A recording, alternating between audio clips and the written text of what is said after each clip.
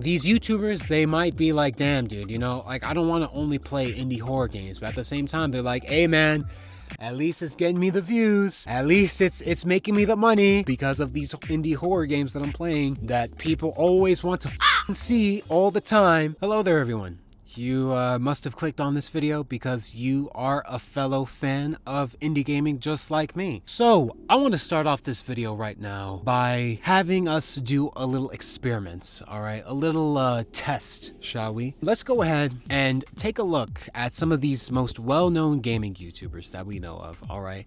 And let's take a look at their 10 most recent videos that they've uploaded to see just what exact type of content they're making. Let's go ahead and start off with somebody like Queso. So if we take a look at Queso's 10 latest videos that he's uploaded, out of those 10, every single one of them are of horror games. If we take a look at somebody like Corey Kenshin, and we take a look at his 10 latest gaming videos, 9 of his 10 gaming videos are of horror games. If we take a look at somebody like Cub Scouts, 8 of his 10 latest videos, well, if we're gonna consider the whole like 200 days, 60 seconds challenge as a horror game, then that would be 10 out of 10 videos that were of horror games. If we take a look at somebody like Dashi, 6 of them were of horror games. If we take a look at somebody like Berlizzi, 8 of those 10 gaming videos were of indie horror games. Are we starting to see a pattern here, guys? I think this is just going to prove what the main point of this entire video is going to be about. Indie horror games have now become oversaturated. I am saying this right now that I truly believe that indie horror games have now become oversaturated within the indie gaming community, where it has now come to a point where 98 or even 99% of the games that we see that are trending amongst indie games. And the reason why I want to say indie games is because there's a bit of a distinction between indie games versus other games, like games that are played by streamers or games that are considered to be like children's games like Roblox or Minecraft. They're not really the same style of games, and they're not played by the same type of people. I just want to start it off by saying this. I do think that it is without a shadow of a doubt that indie horror games are without a doubt the main genre on YouTube. I mean, after all, indie horror games is what literally started this whole niche on YouTube in the first place and made gaming on YouTube become like an actual real thing. When we had, you know, games like Amnesia that were coming out during 2011, or Slender the 8 Pages that came out during 2012, or Five Nights at Freddy's that came out in 2014. And, you know, with the emergence of all these new gaming YouTubers that were playing all these games at the time, whether it be PewDiePie, Markiplier, Jacksepticeye, KSI, Yummy Mash, and all these other gaming YouTubers that people knew of during that time in the early 2010s, helped make indie gaming become the thing that it is nowadays, with the new generation of people that are now playing it to this day. But we need to really ask ourselves, where do we cross the line? Where is the line crossed?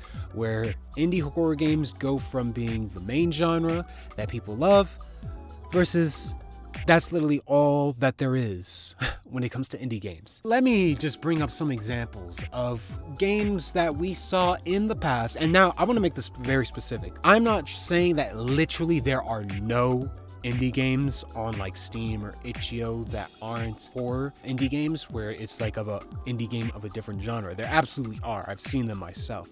But I'm specifically talking about the ones that become trending and the ones that make YouTubers play those games because they know that that's what's going to get them the most views, and that's what people care about the most, because those are the most requested games by their fans. The majority of the times, it's literally indie horror games. Now, I just want to bring up a few examples from the past, you know, and this is the reason why I'm saying that like this line has definitely been crossed, because indie games were definitely the main genre. I mean, we had all these indie games that were coming out, but we still also on the side had games that were coming out at the time that weren't just simply horror games, but were still trending and games that people genuinely loved and genuinely cared about. I mean, if I'm just going to say this from the top of my head, you know, back then we had games like Geometry Dash, we had games like Happy Wheels, we had games like Cat Mario, Eagle. We had games like Guts and Glory.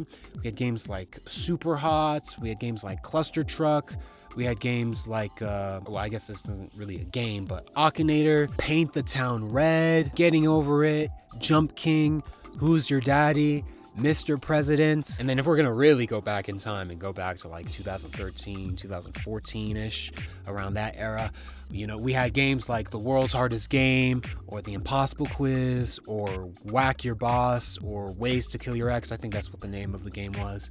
Or even things where they weren't really games, but they were just like a fun activity to involve ourselves in when it comes to both the YouTubers and the viewers that would watch their favorite YouTubers, with something like Google Feud, or something like Cleverbot Evie, if any of you guys remember that, especially with KSI. I remember that to this day, which, I mean, that whole game is basically useless now at this point. Now that we have that was basically the prototype version of ChatGPT. But you know, it was just really fun seeing all of these different things that we saw and how it just added more variety to gaming as a whole. And nowadays, it just seems like those types of games that we see have either significantly decreased or just simply no longer exist anymore at this point. Now, there are a few exceptions. I remember last year we had games like Supermarket Simulator, and also that card simulator game. I think it was called like Card Shop Simulator. So like those, you know, simulator games. Then of course you have like Friday Night Funkin', which was like in 2021, but then last year it added a new week. And then once the full game comes out, and once it comes back, then that'll also be another trending indie game that's not just horror. The point that I'm trying to make with this is that we had indie games as the main genre, and there were still other games of different genres that were still being played and still being beloved by pretty much all indie gaming fans, where nowadays that's not really the case anymore. And you know, the thing is, the main problem that I have as to why indie games are becoming too oversaturated is especially when you add on top of the fact that a lot of these games that we see that are trending nowadays, it's literally just the same thing over and over and over again, where it's not even something new anymore. It's like it's something that we've already seen before. Like, how many times am I going to see a game that's trending on itch.io or itch.io? I like to say itch.io because, like the game Augario, we didn't say agar.io, so that's why I prefer to say itch.io. But how many times am I going to see a game on itch.io that's trending, where it's literally just a generic gameplay of someone being a pizza delivery driver or a package delivery driver, I don't know, with something like Amazon or FedEx, and it's like something scary that happens to them while they're delivering their packages, or something where they are trapped in a certain vicinity, and now they have to search for certain tools and use those certain tools so that they can be able to escape from the villain and escape from the place that they're trapped in. You know, like, this is more than just like YouTube and gaming on YouTube. I mean, like, even in my personal life, like, I can just make an extremely broad general example with this. Like, I can take my favorite food, right? And as much as I love it, because it's literally my favorite food, so of course I would absolutely love it. If I were to eat it all the time and never eat anything else, eventually I would get sick of it. And so with that type of logic, I mean, why would that logic not apply when it comes to indie games on YouTube, right? Like, I love horror games so much, right? I'm a gaming YouTuber myself. I play indie games, and the majority of the indie games that I've played are of indie horror games. But if that became the only type of game that I wanted to, that I started playing, eventually I would get sick of it, especially if it's not even something new. And you know, I've been thinking to myself as to why that could possibly be the case, as to why the indie gaming niche on YouTube is becoming the way it is, where indie horror games are all that is being played by indie game YouTubers. And you know, at first I thought it might have been just one reason, but I thought it might be a few reasons, right? A part of it might be on the YouTubers, and then the other part, it might be on the gaming developers as well, as to how it's contributed to the current state of indie gaming on YouTube. So the first thing that I thought of is possibly just the simple fact that maybe these indie gaming YouTubers, they know this already. Like, I'm not the only one who sees this. They know this too. And maybe they themselves, even they don't like that either. You know, they want to play something different.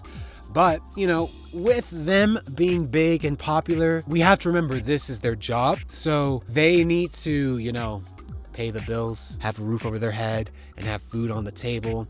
And when it comes to YouTube being able to do that, the way that you can maybe not necessarily guarantee that, but at least increase the likeliness of that financial sustainability for yourself so that you can make it more likely and be less at risk of not having a roof over your head and not having food on the table, and decreasing that risk. And from money from YouTube is by getting as many views as possible. And as a gaming YouTuber, it's by playing the trending games that everybody cares about, that everybody wants to see you play. And it just so happens to be that 99% of the times, people want to see these YouTubers play indie horror games. And so these YouTubers, they might be like, damn, dude, you know, like, I don't want to only play indie horror games. But at the same time, they're like, hey, man, at least it's getting me the views. At least it's making me the money. Like, at least I can get through this month's rent because of these indie horror games that I'm playing that people always want to see all the time. I'm sorry for cursing, but it just, you know, it kind of pisses me off that that's all that people want to see, you know? Another reason that I've been thinking to myself is maybe just simply the fact that maybe these gaming developers, it's come down to two things for me when it comes to the gaming developers. One, just simply a lack of creativity. Like, these guys nowadays, these new and upcoming gaming developers, they have no creativity. They have no ingenuity, absolutely no sense of innovation whatsoever. And so all they want to do is just be like the gaming developers that they admired, that made them want to become gaming developers themselves. And so now they just want to become another Puppy Combo or another Chillazart or another Poppy Playtime or another Five Nights at Freddy's. How all these different games have kind of different tropes from one another.